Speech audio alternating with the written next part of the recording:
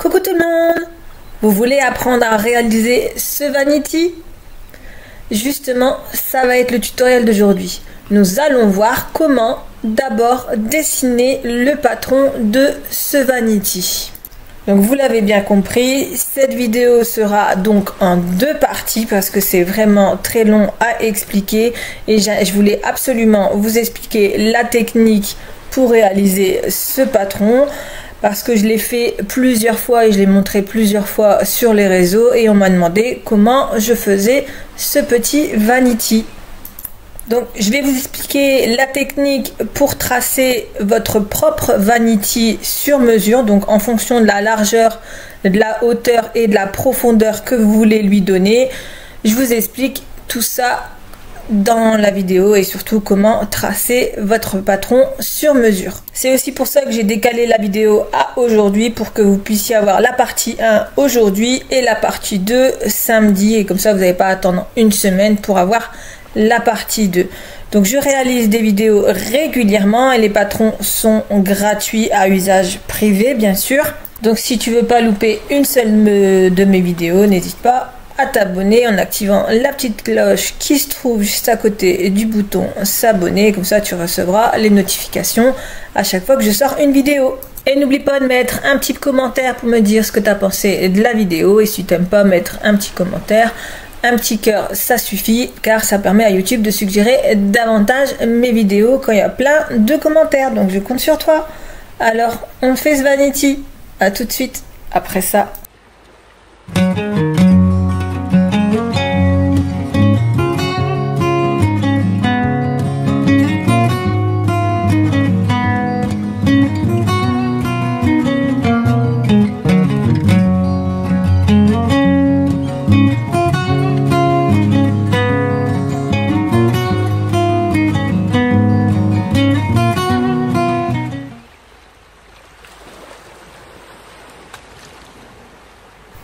Donc pour réaliser ce patron, vous allez avoir besoin d'un stylo pour tracer, de plusieurs feuilles. Donc moi j'ai utilisé 2 feuilles A3, enfin l'équivalent de 2 feuilles A3, mais sinon j'utilise des rouleaux que j'achète chez Ikea et ça se vend en rouleau.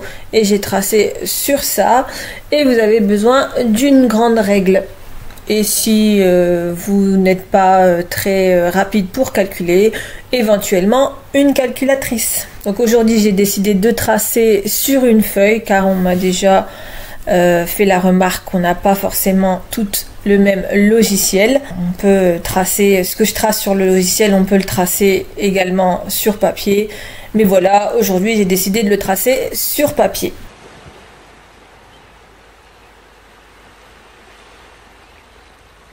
Donc d'abord on va déterminer la hauteur, la largeur et la profondeur du sac. Donc la hauteur ce sera un grand H, la profondeur 1 P et la largeur 1 L. Donc j'ai décidé de faire en largeur 27 cm, en hauteur 15 cm et en profondeur 12 cm.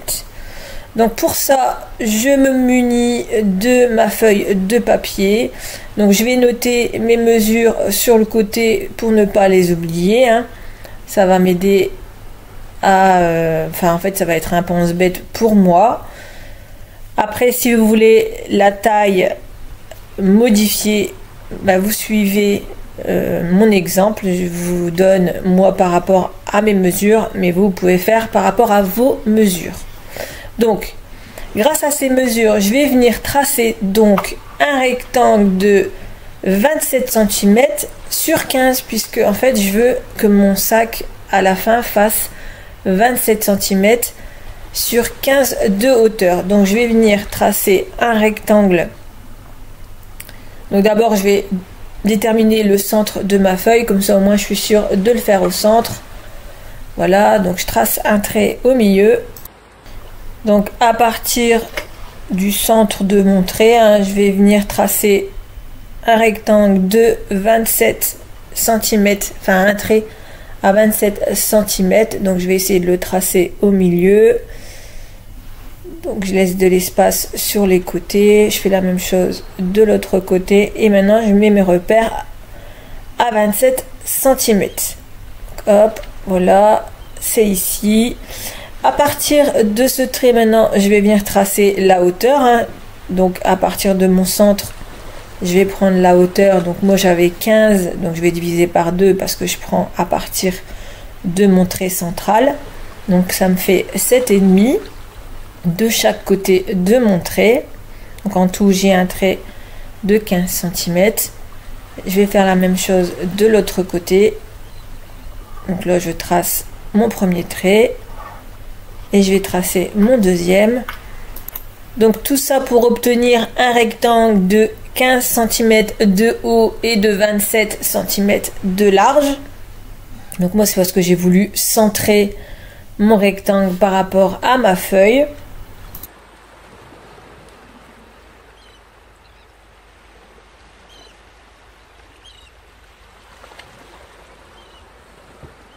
Ensuite, sur le côté de mon rectangle, je vais prolonger de la moitié de ma hauteur de mon sac. Donc ici, j'avais décidé de faire 15 en hauteur, donc je vais prolonger mes deux traits comme ceci et je vais venir rajouter sur le côté la moitié de ma hauteur. Donc j'avais 15, donc je fais la hauteur divisée par 2, j'obtiens 7,5. Donc je vais faire la même chose de l'autre côté et je vais venir tracer mes repères à 7,5 de chaque côté.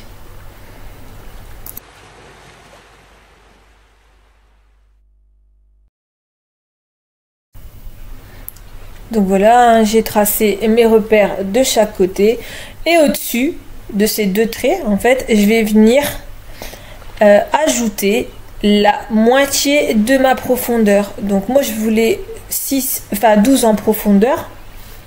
Du coup, je vais prendre la moitié, donc 6, et je vais tracer un trait à la moitié de ma profondeur juste au-dessus et je vais faire la même chose en dessous. Donc ce sera la profondeur de mon sac.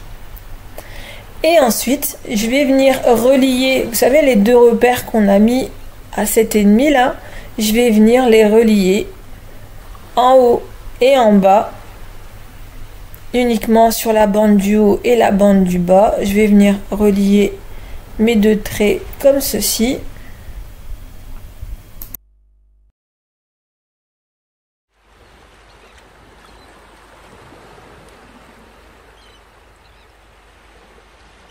Donc on relie vraiment les deux bandes du haut et au final en fait vous obtenez votre premier patron qui sera la doublure de votre sac. Donc à ça on va venir forcément ajouter les marges de couture. Donc on va venir les ajouter vraiment tout autour de cette pièce, comme je suis en train de faire sur la vidéo. Donc on fait ça tout le tour du patron. Donc en fait ça forme 2 T à l'envers et on vient ajouter les marges de couture vraiment partout à 1 cm du bord, comme je suis en train de faire sur la vidéo. Et ainsi on obtient la première pièce de patron. Donc je vais venir découper tout le tour de ce rectangle, hein, parce qu'en fait au final vous obtenez un rectangle. Si on n'enlève pas le creux du milieu, ça fait un rectangle. Donc je vais venir découper tout le tour. Et au final, ce rectangle, ça donne la hauteur divisée par 2 plus la largeur plus la hauteur divisée par 2. Donc ça vous donne le haut du sac. Ensuite, donc voilà, hein, on ajoute les 1 cm ici et les 1 cm ici de marge de couture. De l'autre côté, c'est la même chose, hein, sauf que là, on va prendre du coup la hauteur du sac.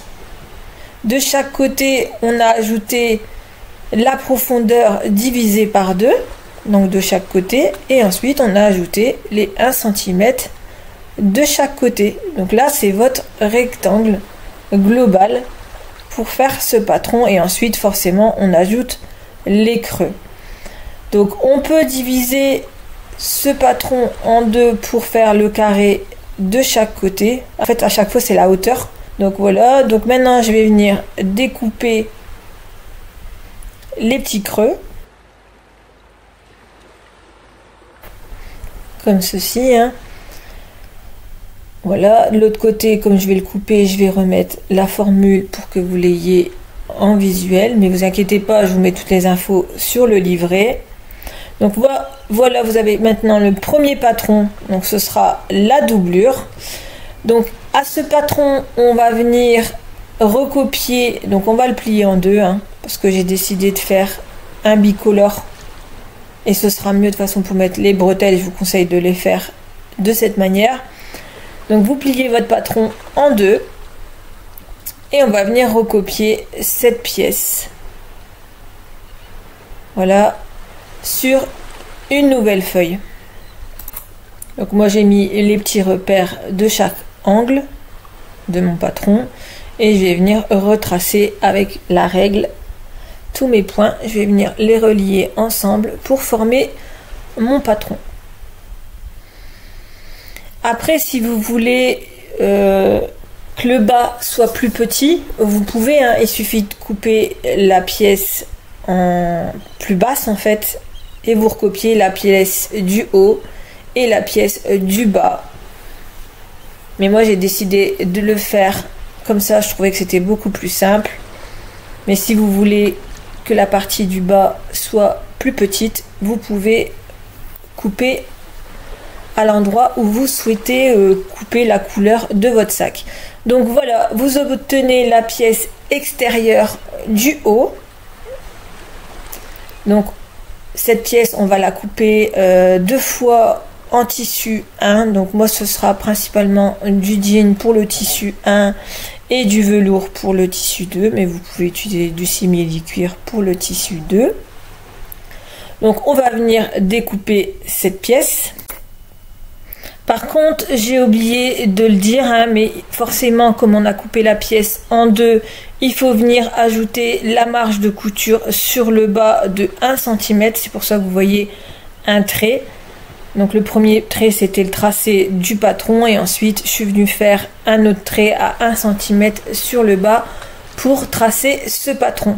Parce que forcément, à chaque fois qu'on coupe une pièce, il faut rajouter 1 cm de marge de couture. Ensuite, on va prendre une autre feuille et on va venir la plier en deux comme je suis en train de faire. Donc voilà, on la plie en deux. Donc moi je vais retourner mon rouleau parce qu'il a tendance à rouloter, au moins de cette manière il roule pas.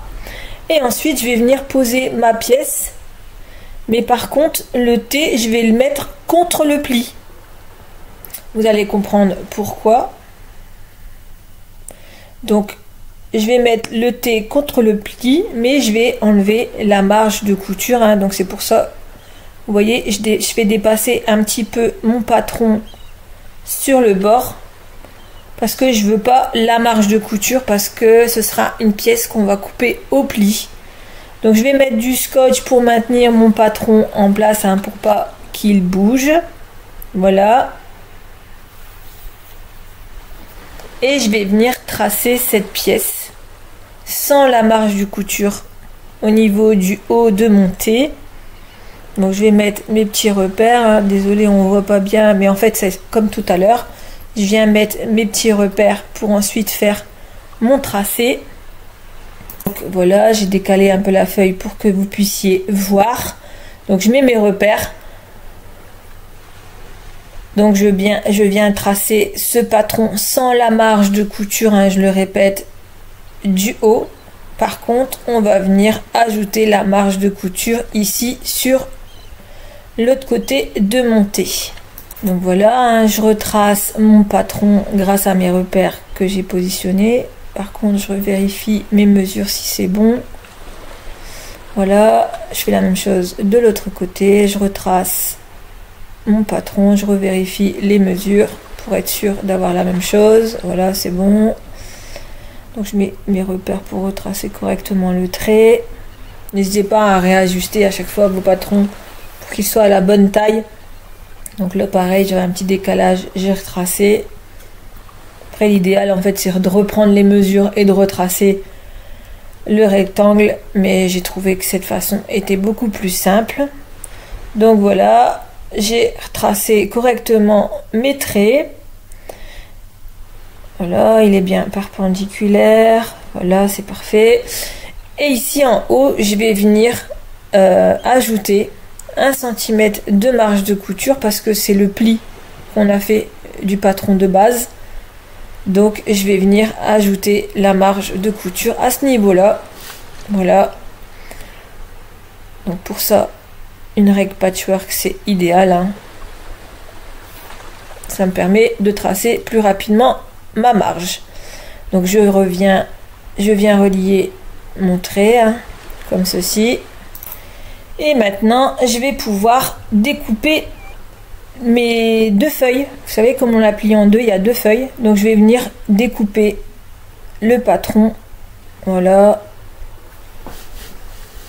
en veillant à découper vraiment les 2 feuilles.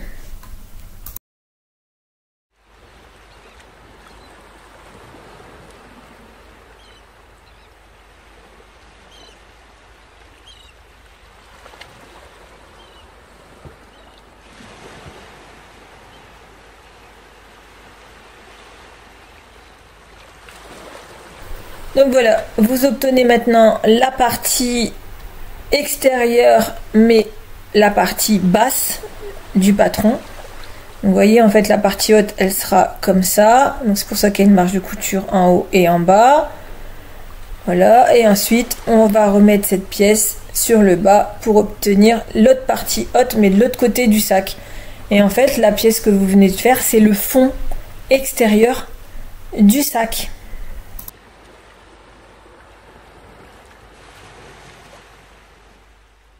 Et cette pièce-ci, c'est la partie doublure. Vous voyez, elle fait la pièce du haut plus la moitié de la pièce du bas. C'est normal. Vous allez voir après au montage, ce sera plus pratique pour retourner. Parce qu'en fait, au niveau du bas, on va laisser l'ouverture au niveau de la doublure. Donc là, ici, je vais noter que c'est ma pièce extérieure basse. Et par contre, ici, je vais la couper une seule fois avec mon tissu 2.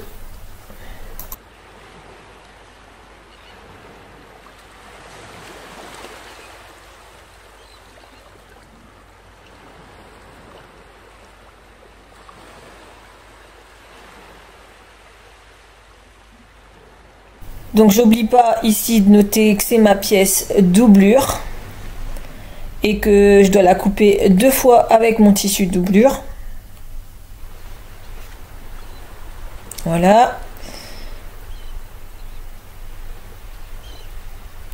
Maintenant, on va venir faire les petites options pour le sac. Donc, en fait, on va prendre la largeur du sac pour faire la poche intérieure et on va venir ajouter 3 cm de chaque côté pour faire nos petites poches à l'intérieur. Et je vais faire également une poche zippée ici mais à l'intérieur du sac et je vais vous expliquer tout ça juste après.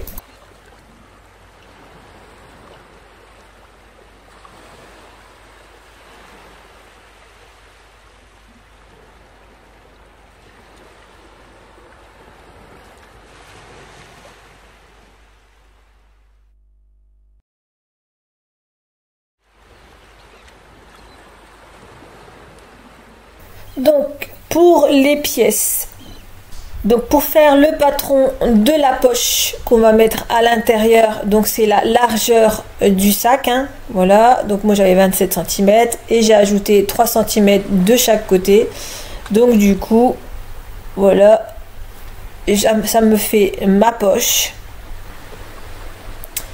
de 33 cm, hein, du coup. Et en hauteur, j'ai décidé de faire 12 cm de hauteur. Donc en fait, il faut pas que ça dépasse en fait la hauteur du sac. Donc j'ai décidé de prendre un tout petit peu plus que la moitié. Et du coup, quand on va coudre, ça va faire ceci. Ça va faire des poches un peu bouffantes. Pour pouvoir y mettre des choses, c'est beaucoup plus pratique. Donc voilà pour la poche. Ensuite, pour la poche JP que je vais intégrer à l'intérieur, donc j'ai pris en fait la largeur de mon sac, voilà, et j'ai pris à peu près la même profondeur pour faire ma poche zippée. Et à 2,5 cm du bord, voilà, j'ai fait une petite ouverture, vous savez, de 1 cm pour passer le zip, et ça me fait le patron de ma poche zippée. Donc en fait, cette ouverture, on va venir l'ouvrir pour pouvoir le tracer sur le patron. Et ici en bas, ce sera le pli de mon tissu que je vais couper une fois au pli. Donc je le note, hein, et ce sera avec mon tissu doublure. Donc je vais noter pareil ici que c'est mes poches intérieures. Et il faut que je coupe cette pièce 2 fois en fonction du nombre de poches que je souhaite ajouter. Donc si j'en veux 2 à l'intérieur, une de chaque côté par exemple, il faut que je coupe cette pièce 4 fois. Donc c'est pour ça que j'ai bien noté 2 fois par poche. Donc du coup, pour faire le point au niveau du patron, donc j'ai ma pièce doublure qui est celle-ci, que je vais devoir couper 2 fois avec mon tissu doublure, hein. C'est pour ça que j'ai noté 2 fois. Ensuite, j'ai ma pièce extérieure haut, pareil, que je vais venir couper 2 fois avec mon tissu numéro 1. J'ai ma pièce du bas que je vais venir couper une fois avec le tissu 2 du coup. Donc ça, je le coupe qu'une seule fois. Et ensuite, j'ai ma poche intérieure que je vais venir couper 2 fois à chaque fois que je vais venir faire une poche. Et j'ai ma poche zippée intérieure que je vais venir couper au pli. Donc n'oubliez pas le zip, voilà, ça doit faire cette taille là et la taille extérieure de mon patron. N'oubliez pas les sangles, mais je vous mets tout dans la description. Il y aura un lien à télécharger et du coup dans ce lien vous avez tout le détail, même comment construire le sac avec la hauteur, la largeur, etc. Et vous aurez besoin de ce genre d'outils. Donc voilà, le premier tutoriel est déjà terminé. J'espère qu'il vous a plu, hein. Ça vous permettra de préparer vos pièces pour samedi. Comme ça, on va réaliser la couture de ce sac. Vous verrez, il est très simple à réaliser et pour un vanity, c'est top. Et vous pouvez également l'utiliser pour un petit sac de week-end et mettre le strict minimum à l'intérieur. C'est tout à fait faisable. Donc je vous dis à bientôt pour un nouveau tutoriel.